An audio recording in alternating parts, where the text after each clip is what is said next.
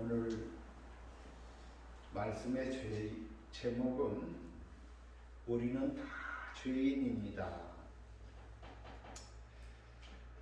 이 세상에 사는 사람, 어느 한 사람 깨끗하고 의로운 사람 있겠습니까? 성경은 말합니다. 의인은 없나니 하나도 없다고 했습니다. 그런데 그것이 다만 성경의 이야기일 뿐만 아니라 우리가 이 세상을 살아가면서 그 어느 누구도 죄인의 허물이 있는 것을 보게 되는 것이죠. 이 죄라는 것은 내가 임으로 남에게 해를 끼치고 남을 죽게 만들고 하는 그런 그 악하고 더러운 일이지만 그 일로 인해서 우리는 한없이 내 안에서 고통하고 그것으로 인해서 괴로워하고 신음하게 되고 그래서 결국은 그것으로 인해서 사람이 죽게 되는 거예요. 그래서 성경은 오늘 말씀의 마지막 절에 그렇게 말합니다. 그들이 이같이 일을 행하는 자는 사형에 해당한다. 악한 짓을 하고 죄를 지으면은 반드시 죽게 되어 있다. 이것이 성경이 가르치는 진리입니다. 근데 오늘 말씀에 보면은 참 우리가 유의하게 좀 느껴야 될 말씀이 있는데, 우리가 이렇게 그 죄를 지었는데 그 죄를 지은 사람들의 어떤 그것을 보면은 이렇게 오늘 말씀을 보면 이렇게 말합니다. 그러므로 하나님께서 그들을 마음의 정욕대로 더러움에 내버려 두사 그들의 몸을 서로 욕되게 하셨으니 이는 그들이 하나님의 진리를 거짓 것으로 바꾸어 피조물을 조물주보다 더 경배하고 섬김이라. 주는 곧 영원히 찬송할 이시로다. 아멘.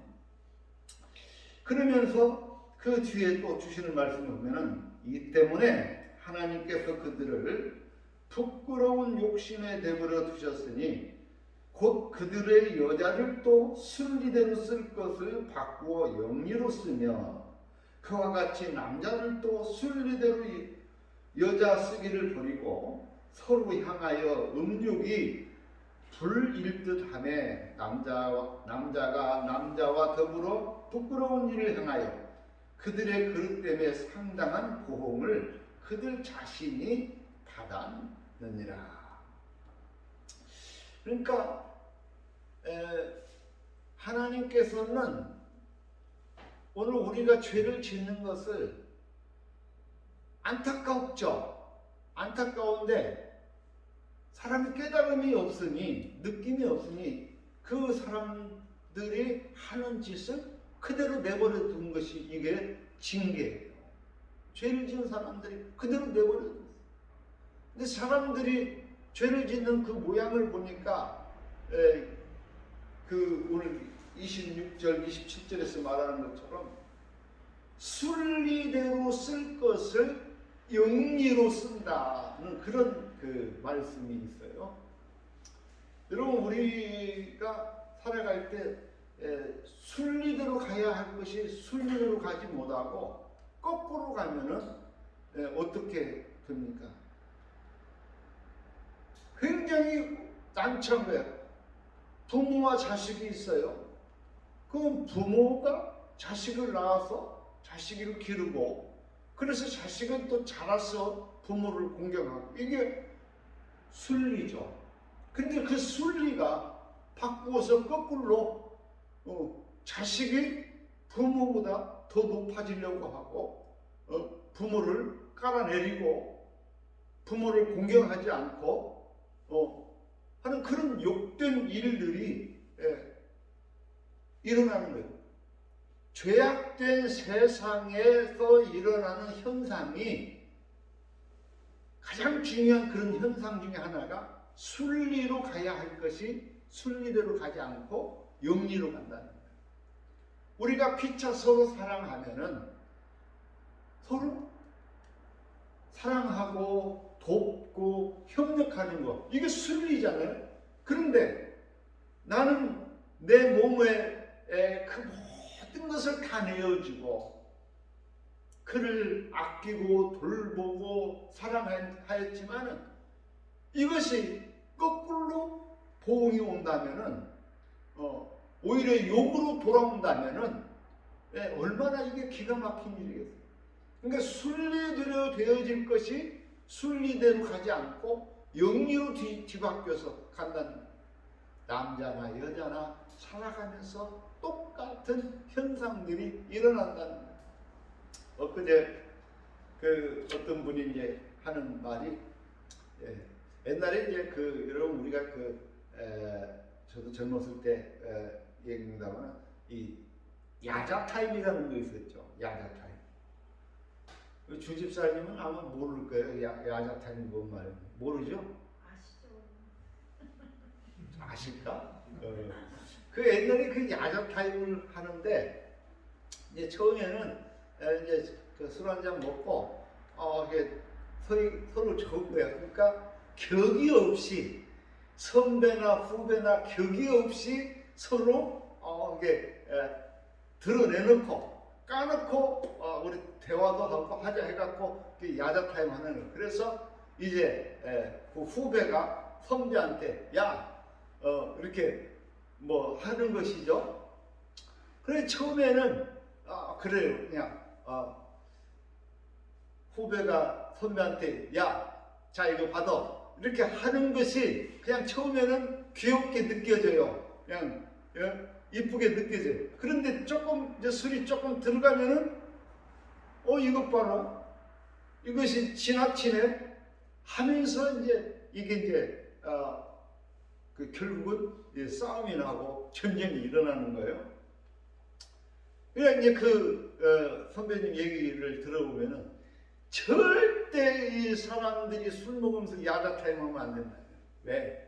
야자 타임 하면 반드시 이 싸움이 일어나고 좋지 못한 결과가 나오니까 이 야자 타임 하면 안 된다. 그 말이 나름대로 일리가 있는 말이다. 그러니까 다시 말하면은 순리로 살아야 될 것이 영리로 가게 되면은 이 질서가 무너지는 거예요. 우리가 이 세상을 살면서 하나님을 사랑하고 내 이웃을 내 몸과 같이 사랑하고 그리고 나를 사랑하는 거예요. 우리 신앙의 그 기본이 그래요. 그런데 이것이 뒤집어져 가지고 내가 주인이 되고 내 자신만 먼저 사랑하고 하게 되면은 그거는 질서가 뒤바뀌어 가지고 바른 신앙이 자리할 수 없게 되는 것이죠. 그런데 오늘 말씀을 보면은 사람들이 그렇게 처음과 나중이 자리가 바뀌어서 뒤틀려 가지고 그렇게 순리를 영리로 바꾸어서 살아간다는 것입니다. 그런데 이제 여기에서 한 가지 제가 이제 뭐 가능하면 이런 말씀을 안 드리는데 우리 교회에서는 이런 일도 없겠지만은 있어서도 안 되지만 이 남녀간의 이 성에 관한 문제, 이게 요즘 한참 있는 이야기처럼 남자는 남자고 여자는 여자인데 이것을 이 순리가 바뀌어서 일어나는 현상들, 이것이 이제 엄청난 폐허가 되는 것이죠. 저는 그렇게 생각합니다. 이 남자가 여자를 사랑하는 거 아름다운 것이죠. 또는 여자가 남자를 사랑하는 거 참 아름답고 귀한 것입니다. 이런 어떤 정상적인 남녀 간의 교제와 사랑의 관계, 굉장히 우리가 칭찬하고 축복하고 박수칠 일입니다. 그런데 이것이 뒤집어져 가지고 이상한 형태로 흘러가는 거. 오늘 이 말씀을 성경에서 하고 있는데, 그런데 이런 현상은 2000년 전이나 또는 3000년 전이나 4000년 전이나 오늘날이나 동일한 그런 모습으로 나타납니다. 이 성이 전도된 그런 문화, 그런 가치관이 형성될 때에 이 사회가 아주 폐허가 되고 황폐화되게 되고, 결국은 사람들이 그것으로 인해서 좋지 못한 결과를 낳게 되는 것이죠. 특별히 우리 종교에서 이 이단 사이비들을 우리가 보게 되면은 그 이단 사이비들의 특징 중에 하나가 이러한 성의 도착적인 그 관계, 전도된 그런 관계. 그래서 그들의 그런 어떤 그 성의 도착으로 인해서 일어나는 현상들, 그것이 결국은 그 집단을 무너뜨리고 그 집단을 혼탁하게 하고 피폐하게 하고 결국은 망하게 됩니다. 우리 통일교의 교리가 이제 그런 거잖아요. 혼음 피가름이라고 하잖아요. 피가름. 그러니까 이 통일교의 교리는 저 뭐 자세히 연구는 안 됐지만 문선명의 피를 받아가지고, 문선명의 피를 누가 받아? 그 아내가 받아가지고 또 그 피가 이제 누구에게든지 이렇게 그 피가름을 하는 거예요. 이제 성적 도착증이죠. 그렇게 해야 그 피로 사람이 그 온전해진다, 살게 된다, 이런 거예요. 그런데 이것이 문선명 집단뿐만 아니라 우리나라에서도 전에 여러분 기억하려는지 모르겠는데 오대양 사건이 바로 그런 사건이었고, 일본에서도 이런 그 사건이 있었고, 미국 사회에서도 그 인민사원 사건, 뭐 이런 것들이 바로 이렇게 혼음, 피가름 이런 현상들로 해가지고 결국은 그것이 부작용이 일어나고 이 사람들을 죄악에 물들게 해서 우리가 잘 아는 대로 수십 명이, 수백 명이 동반 자살을 하고, 그래서 그렇게 좀 죽어버려서 그런 그 죄악의 결과를 낳게 되는 것을 봅니다. 이것이 오늘 성경에서 말하는 진리는 순리적이어야 된다.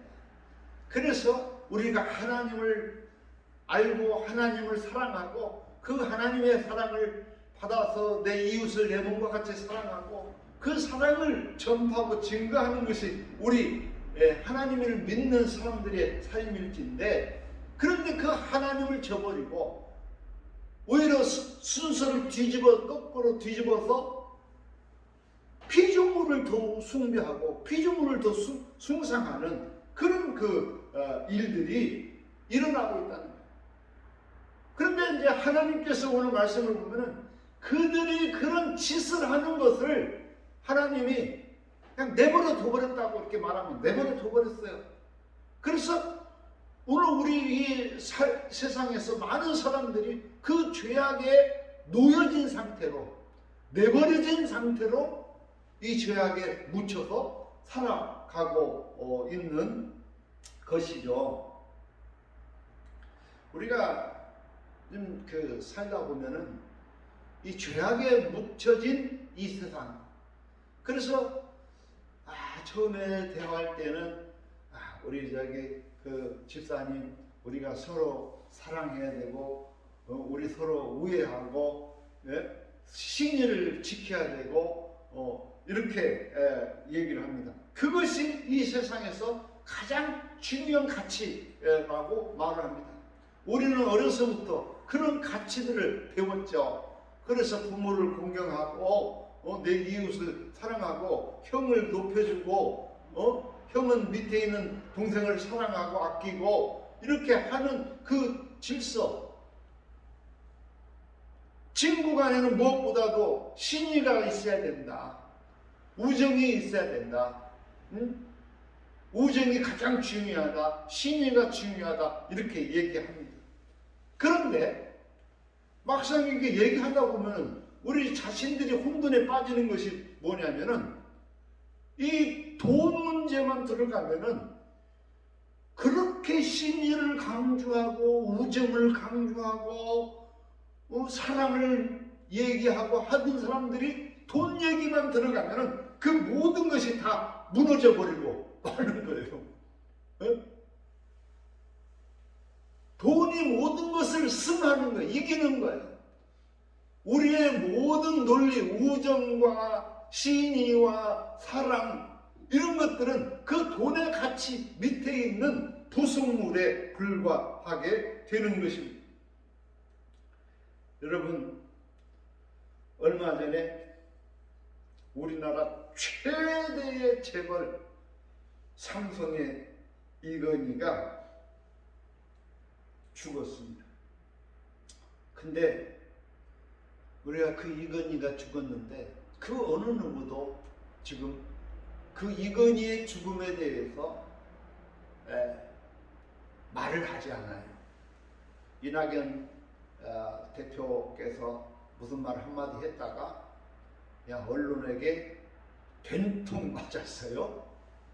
그런데 여러분 보세요. 이게 돈의 논리에 눌리니까 지금 삼성의 이제 이건희의 대를 위해서 이재용 씨가 뭐 이제 모든 것을 세습받게 되는데 여러분 이건희의 죄가 얼마나 큽니까? 이재용 씨의 죄가 얼마나 큽니까? 자기 재산 늘리기 위해서 자기의 그 이해를 그 삼성 그룹을 승계받기 위해서 얼마나 많은 사람들을 죽였습니까? 어떤 사람은 너무 억울해서 자살한 사람이 부지기수예요. 그런데 우리가 이런 부분에 대해서는 말을 하지 않습니다. 왜? 모든 것은 돈의 힘이에요. 이 돈의 힘 앞에는 우리 우정도 사랑도 의리도 다 필요 없는 것이 되었어요. 근데 이제 어떤 목사님이 이렇게 이런 얘기를 하더라고요. 이건희가 몇 살이에요?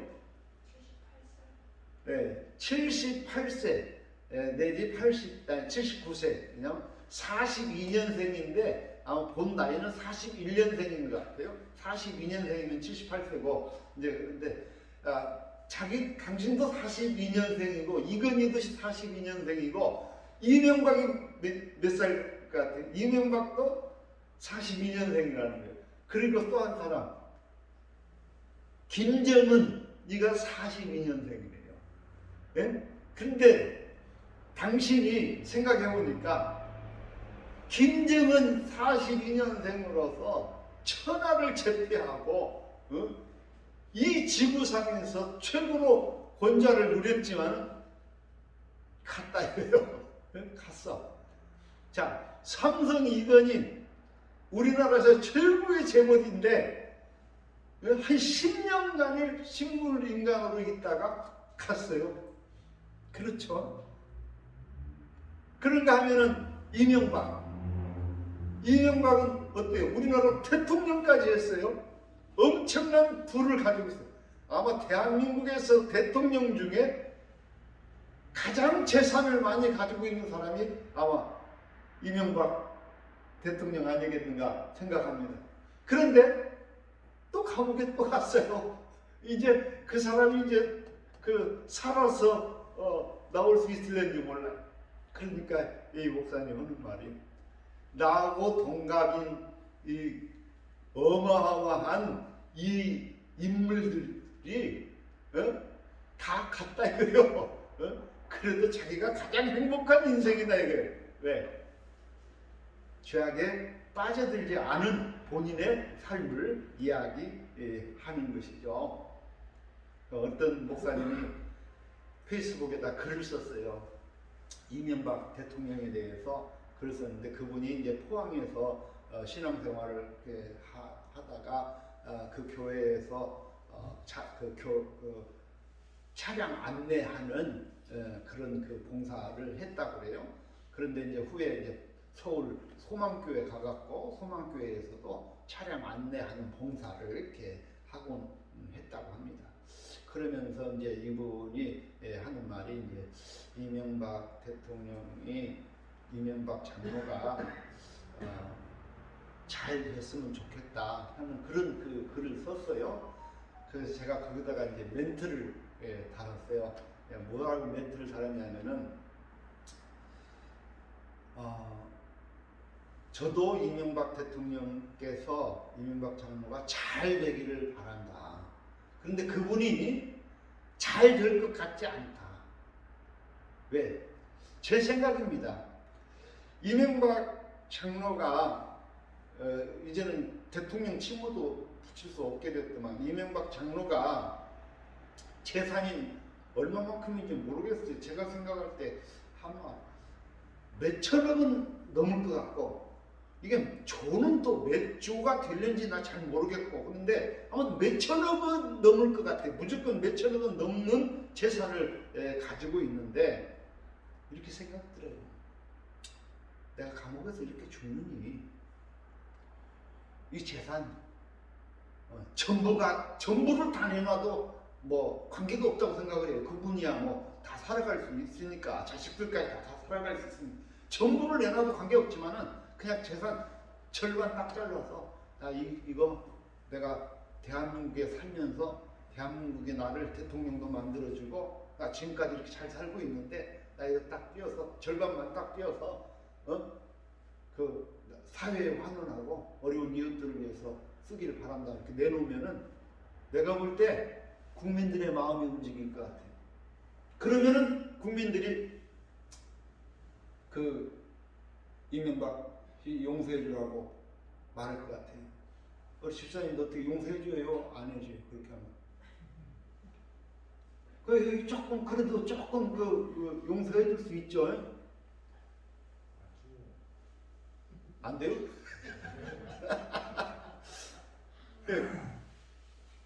그런데 이분은 그렇게 하지를 못할 것이다.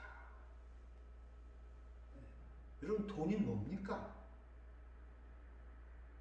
다스다, BBK다, 뭐 그냥 해서 돈을 그렇게 다 벌었는데 결국은 이제 늙어 죽을 때까지 감옥에 있어야 되는데 그거 뭡니까? 이 있는 거 내놓으면은 나는 대한민국 국민이 이명박 장로를 다시 사랑하고 다시 존경하게 될 줄로 믿습니다. 시간이 지나면 나는 그렇게 되리라고 봐요. 근데 과연 이분이 이렇게 할 수 있을까? 못한다. 왜? 하나님보다 돈이 이분에게는 더 무겁고 더 중요하기 때문에 이분은 하나님을 섬기는 것이 아니라 돈을 더 우상시하고 더 섬기기 때문에 우리 인생은 하나님을 섬겨야 되는데 돈을 쫓아가고 할 때에 우리 인생이 망해지는 거예요. 하나님은 오늘 우리가 죄악에 빠져서 이렇게 있는데 우리를 내버려 버렸어요. 그냥 네 마음대로 그렇게 살아라. 나는 이것이요. 여러분들도 기억해야 되겠지만 이 요즘 이렇게 유튜브를 보면서 윤석열 총장 그분 이야기를 이렇게 보면서 너무너무 깜짝 놀랐어요. 근데 윤석열 검찰총장도 그러하지만은 그 안에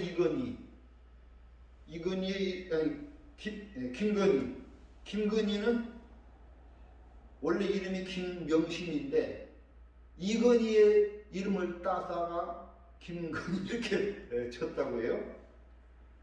그 아내, 그 장모의 이야기를 쭉 보면은 제가 볼 때 이 사람들은 그대로 이명박 장로가 간 길을 가는 사람이 될 거예요.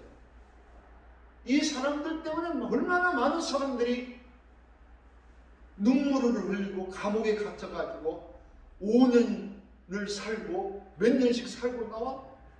그러니까 이 사람들이 너무 억울하니까 자기 생명을 바쳐서 지금도 청와대 앞에 가서 1인 시위를 하고 있어요.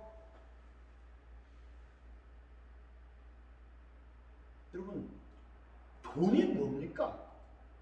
물질은요, 다만 하나의 피조물이고, 우리로 하여금 이 물질을 가지고 우리 인생을 아름답게 만들어가야 될 부속물인데, 오히려 이 물질이, 이 돈이 하나님의 자리에 앉아있는 거예요. 그래서 돈만 벌면은, 돈만 있으면 괜찮다는 이러한 생각이 우리를 지배하고 있고, 이 사회를 지배하고 있고, 우리 공동체를 지배하고 있고 하다 보니까 이 모든 것이 뒤죽박죽 된 거예요.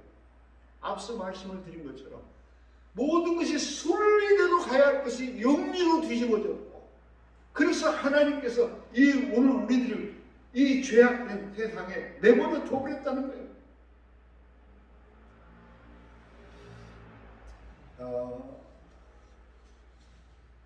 1963년도에 미우라 아야코라는 작가가 이 빙점이라는 소설을 썼습니다. 일본에서 이 빙점이라는 소설이 나와가지고 전 국민의 신금을 올린 이 소설이 빙점입니다. 근데 이 줄거리를 조금 이야기를 해드릴게요. 빙점의 이야기는 이런 겁니다. 일본 홋카이도의 아사히 가와사라는 곳에서 게이지로라는 사람이 병원을 차렸어요. 병원 운장을 하는데 병원을 차렸어요. 근데 어느 날 그의 아내가 젊은 안과 의사하고 눈이 마주쳤어요. 그래가지고 이 아내가 그 의사하고 있는 시간을 갖기 위해서 3살 먹은 어린 딸아이를 밖으로 내보냅니다. 아가야, 밖에 나가 있어라. 그리고 이제 둘이 즐기고 있는데 그때 이 아이는 밖에 나갔어요. 그때의 이 유괴범이 이 병원에 나타나가지고 이 아이를 유괴하게 한 거예요. 그래가지고 강가에서 이 아이를 죽였어요. 그런데 이 사실을 이 병원장이 알게 됩니다. 자기 부인이 다른 의사와 사랑을 나누기 위해서 아이를 내보냈는데 아이가 그러고 죽었어요. 3살 먹은 아이가. 그러니까 이 병원 원장이 너무 가슴이 아픈데, 그래서 이제 이 아이를 입양해서 키우자 하는 이렇게 의견을 서로 합니다. 합의를 해서. 그런데 이 병원장이 이 아이 하나를 입양하는데 누구의 아이를 입양하냐면은 자기의 아이를 죽인 그 범인의 딸아이를 입양을 해오는 거예요. 근데 그 아내는 몰라. 그리고 그 아이를 입양해 와가지고 집에서 이제 그 부모가 온갖 애정을 다 쏟아서 이 아이를 키우는 거예요. 내 딸아이를 죽인 범인의 아이를 데려다가 내 딸처럼 이렇게 키우는 거예요. 그런데 아이가 초등학교에 들어갈 무렵 이 아내가 어느 날 남편의 일기장을 보게 됩니다.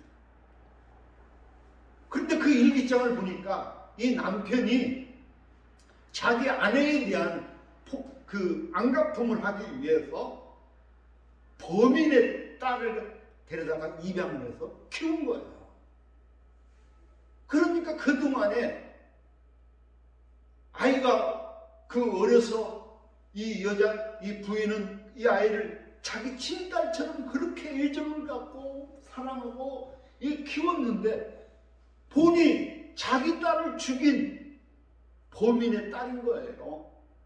그럴 때에 이 아내는 그만 이제 마음이 그냥 얼어붙었어요.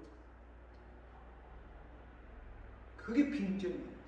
그래서 이 아이를 이제 범인의 아이라는 걸 알게 되었는데, 그러고 나니까는 이 아이를 사랑할 수가 없어. 그래서 이제 이 아이를 돌보지도 않고 그냥 이제는 미움으로 이 아이를 대하게 됩니다. 그러니까 이 욕구라는 이 어린 아이가 어머니가 지금까지 나를 이렇게 이뻐하고 이렇게 나를 귀여워하고 사랑해 줬는데 어느 한순간에 어머니가 마음을 딱 닫아버리고 사랑을 주지 않고 하니까 이 아이가 얼마나 당황했겠어요. 그런데 세월이 지나서 이 아이가 이제 고등학교 학생이 되었어요.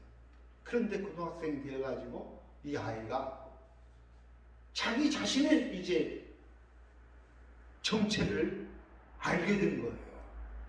그래서 이 아이가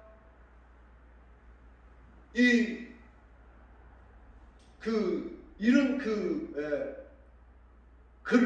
유서를 쓰고 자살을 합니다. 자신의 피에 범죄자의 피가 흐르고 있음을 알고 제 아버지의 죄를 용서해 주십시오. 저는 저의 피 속의 죄를 발견하고 말았습니다. 제 아버지의 죄를 용서해 주십시오. 저의 마음은 빈정으로 얼어버렸습니다. 하고 이 아이가 자살을 해요. 여기서 빈정이라는 말, 소설의 제목 빈정이라는 말이 나옵니다. 그런데 일본 독자들이 난리가 났어요. 이 신문에 연재되고 있는 과정 속에 독자들이 이 욕구를 좀 살려줘라. 그 어린 아이가 무슨 죄가 있어서 이렇게 죽어야 자살해서 죽냐. 그래가지고 이제 일본 언론 막 독자들이 난리가 나가지고 이 빈정 속편이 이제 나오는 거예요. 이 얘기는 뭐냐면은 죄라는 것이 이렇게 무섭다는 거예요. 이 죄가 사람을 얼어붙게 만든다는 거예요. 차갑게 만든다는 거예요. 어머니의 마음을 닫아버리게 만든다는 거예요. 이 아이가 이제 그 죄 앞에서 내 몸속에 흐르는 죄를 발견하고서 자기는 이제 얼어붙어가지고 죽어버리는, 자살을 해버리는 거예요. 이 죄라는 것이 그런 거예요. 그런데 오늘 우리는 이 죄에 묻혀서 살아갑니다. 사랑하는 우리 성도 여러분, 죄는 사람을, 내 마음을 이렇게 얼어붙게 하고 죽게 만들지만은, 그러나 우리 주 예수 그리스도의 사랑은 우리를 따뜻하게 하고 살게 하고 영생을 얻게 하는 것입니다. 사랑하는 우리 성도 여러분, 우리 모두는 오늘 죄인입니다. 이 죄를 예수 그리스도의 십자가의 보혈로 깨끗이 씻음을 받기를 바랍니다. 그래서 얼어붙은 빈점이 아니라 살아 녹아내고 따뜻하게 하고 생명을 불어넣는 하나님의 사랑의 마음으로 우리가 이 세상을 아름답게 일궈가는 주의 사랑받는 모든 성도들이 되시기를 주의 이름으로 축원합니다. 기도합니다. 주님 감사합니다. 오늘도 죄악에 만연된 이 땅에서 살아가는 저희들에게 예수 그리스도의 십자가의 보혈이 우리의 생명의 기름을 알게 하시니 감사합니다. 예수 그리스도의 십자가의 보혈이 우리의 마음에 흐르게 하시고, 그래서 죄악이 녹아지고 우리의 마음이 따뜻해지고 생명의 길로 나아가게 하여 주옵소서. 예수님 이름으로 기도하옵나이다. 아멘.